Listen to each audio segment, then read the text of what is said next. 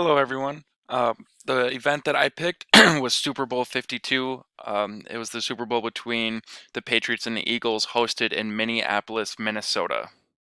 First, I will be talking about how the event was supported. Everyone knows that a lot of revenue comes in while hosting a Super Bowl. The Super Bowl 52 brought in $370 million worth of revenue, which was $50 million more than their predictions. In the end, Governor Dayton said the success of the enterprise is just phenomenal. After the results came in, it brought in about 125,000 tourists who stayed the night within 50 miles of the event.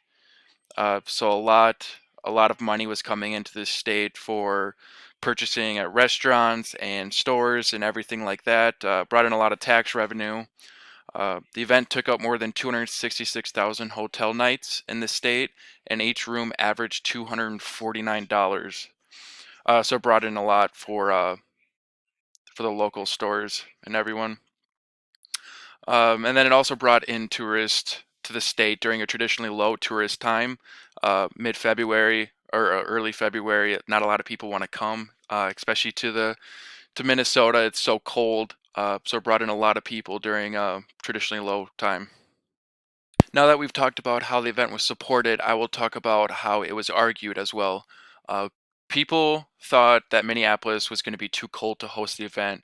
Not many people would come. It wouldn't have the numbers that other Super Bowls have, like down south, like the next one in Miami coming up in a couple weeks. Uh, they also had to build more hotels that people thought were going to be empty afterwards. It's kind of like the Olympics, how they build all these hotels to host all the people, the tourists, and the players playing in it. And then afterwards, they're most likely empty because they don't have that many tourists coming in that many times a year. And then funds from the hotels. So as I said, while it was supported, each hotel room was $249 for 266,000 hotel nights. So that did bring in a lot of money to the hotels, but not all of it goes to the public. It just goes to the owners, so it's not really a state benefit. It's mostly a hotel benefit. Um, Another thing, in the agreement, the state needs to provide 35,000 parking spaces, thousands of hotels rooms, and hundreds of buses. And in the argument, it says, I think it says 65 times, at no cost of the NFL. So the state, the cities had to provide all of this for the event. Now that I've talked about how the event was supported and argued, I'm going to give my personal evaluation on it. Uh, as I said, while it was argued, is it brought in a lot of cost. How do they had to provide all those parking spaces, hotel rooms, all of that.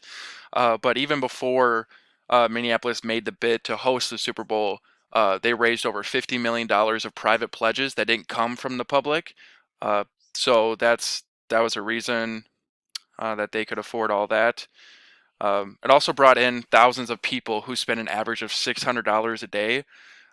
When you have thousands and thousands of people come into your state spending that much a day, it's obviously going to be good for the economy and good for the state in general. And it brought in a lot of pride to Twin Cities and the state. Governor Dayton said it was unbelievable how security, police officers, volunteers helped out with the event, snow removal, making sure everyone was safe, getting people from point A to point B.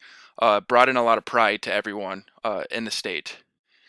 And with the revenue being that it is, it's the fourth highest for the Super Bowl since 2010. Uh, so any day you have bringing in hundreds of millions of dollars for the state, it's always good for the economy and for the people. Thank you for listening to my presentation and hope all of you have a wonderful day.